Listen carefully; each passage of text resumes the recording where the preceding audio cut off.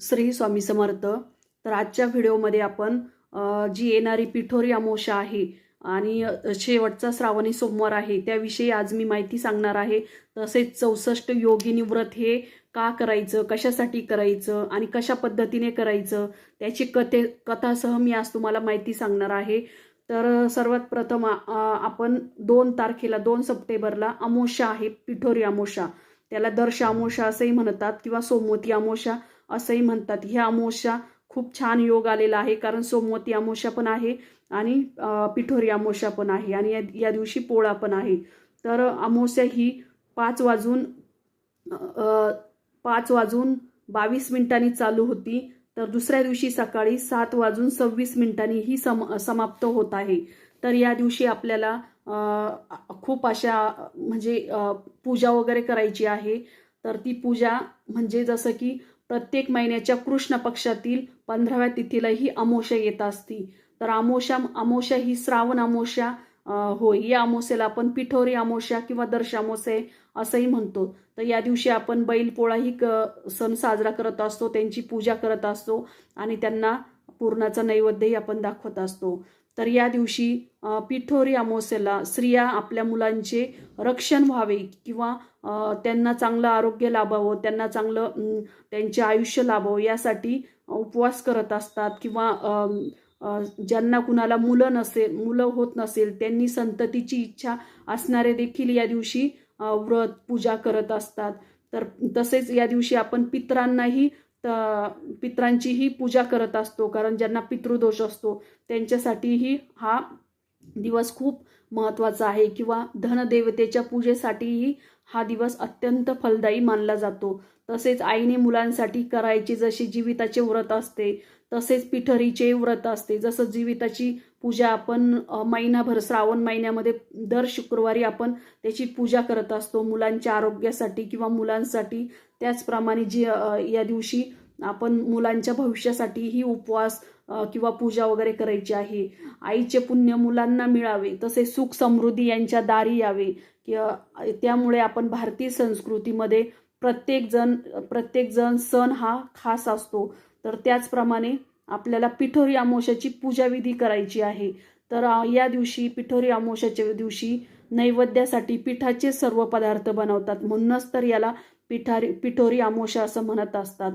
तर या दिवशी मातृदिनही आपण साजरा करण्याची परंपरा आहे. पिठोरी अमावस्येच्या दिवशी दुर्गा मातासह 64 देवींची मूर्ती पीठ मळून बनवल्या जातात. म्हणजे देवीची जी मूर्ती आहे 64 त्यांची पीठ मळून आपण त्यांना देवीचं प्रतीक मानलं जातं. नंतर आपली वंशवृद्धी, मुलांच्या सुख समृद्धी आणि दीर्घ आयुष्यासाठी या दिवशी महिला हे व्रत करत असतात. ज्या घरामध्ये गणपती येतो अशा घरांमध्ये पिठोरीचे पूजन केले जाते. तसेच भाताची खीर म्हणून नैवेद्यास दिली जाते. तर या अमावस्येला पिठापासूनच बनवलेल्या देवींची मूर्तींची पूजा केली जाते. त्यामुळे या अमावस्येला पिठोरी अमावस्या असे म्हणतात. या दिवशी आपण सकाळी शास्त्रशुद्ध पद्धतीने दर्भ आणायचा आहे आणि त्याची देव व पितृ दोन्ही कार्यात आपण उपयोगी आणत असतो.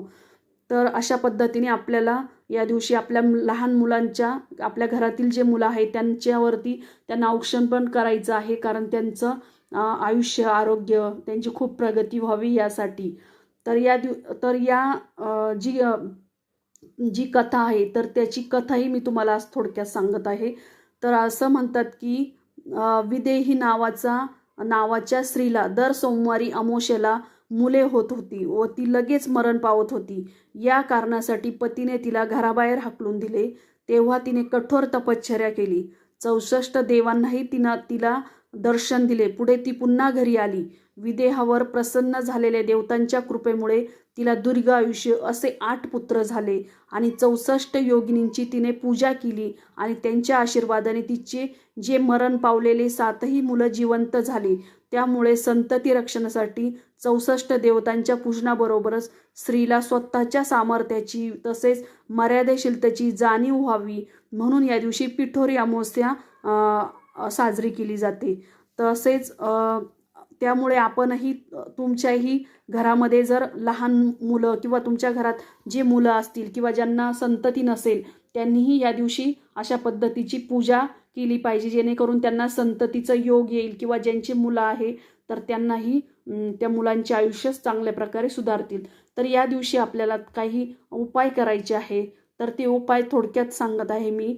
जर तुमच्या कुंडलीत कालसर्प दोष असेल तर त्याच्याशी संबंधित समस्या दूर करण्यासाठी आपल्याला पिठोरी अमावस्येला चांदीचे जे नागाची जोडी आहे ती म्हणजे चांदीच्या नागाची जोडी बनवून घ्यायची आणि तिची पूजा करायची आहे.